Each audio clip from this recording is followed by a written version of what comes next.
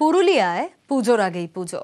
রাজনওয়াগড় গ্রামে শবর সম্প্রদায়ের বাচ্চাদের হাতে নতুন জামা, সবাই মিলে করলো খাওয়া দাওয়া।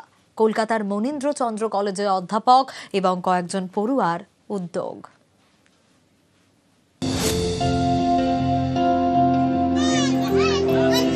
মা বাবা দিনমজুর, টেনে টুনে ঘর চলে। যখন ভাত জোটে তখনই হাসি ফোটে। জীবনে পুজোর আনন্দ বলে আলাদা করে কিছু নেই, ভালোভাবে বাঁচাটাই উৎসব। এবার পুজোয় সেই শবর সম্প্রদায়ের বাচ্চাদের হাতে নতুন জামা, মুখে হাসি, ওদের পুজো শুরু। আজকে দুর্গাপূজার নতুন জামা কাপড় পেলাম, খুবই আনন্দ হচ্ছে।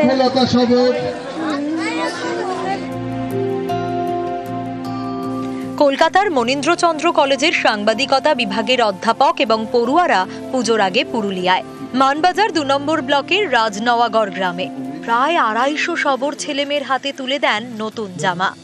পাত পেরে খাওয়ানো হয় গ্রামবাসীদের। ভাত, ডাল, পোস্ত, দেশি মুরগির মাংস। আনন্দের দিন, উৎসবের আগে উৎসব শুরু হয়েছে। খুশি এবং অভিনন্দন জানাই রাজচন্দ্র কলেজের যে যারা এই ধরনের ভাবনা ভেবেছেন, শবরদের কথা ভেবেছেন, অভিনন্দন জানাই ওনাদের।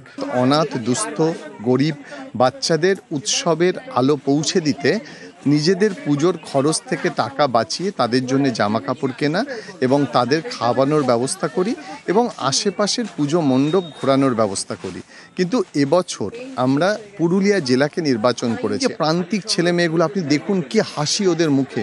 ওরা যে আজকের দিনে এই যে পুজোর উৎসবের খাওয়া খাচ্ছে একসঙ্গে বসে আমাদের সঙ্গে, সেই আনন্দটা ছড়িয়ে দেওয়ার জন্যই আমাদের এই উদ্যোগ।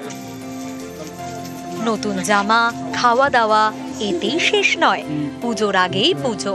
মনীন্দ্রর কয়েকজন পড়ুয়া মাটির প্রতিমা তৈরি করেন। পুরুলিয়ার গ্রামে প্রতীকী পুজো করা হয়। সেই প্রতিমাটা যে নির্মাণ করেছে সে হচ্ছে আমাদের কলেজেরই একজন ছাত্র, 4th সেমিস্টারের বিবেক সর্দার। আপনি দেখতে পাচ্ছেন একটি বেল গাছ রয়েছে এবং সেই বেল গাছ থাইল্যান্ড থেকে আনা হয়েছে। সেই থাইল্যান্ডের বেল গাছ আমরা এখানে রেখে যাব। শবর গ্রামে এখানে থাকবে সেই বেল গাছ।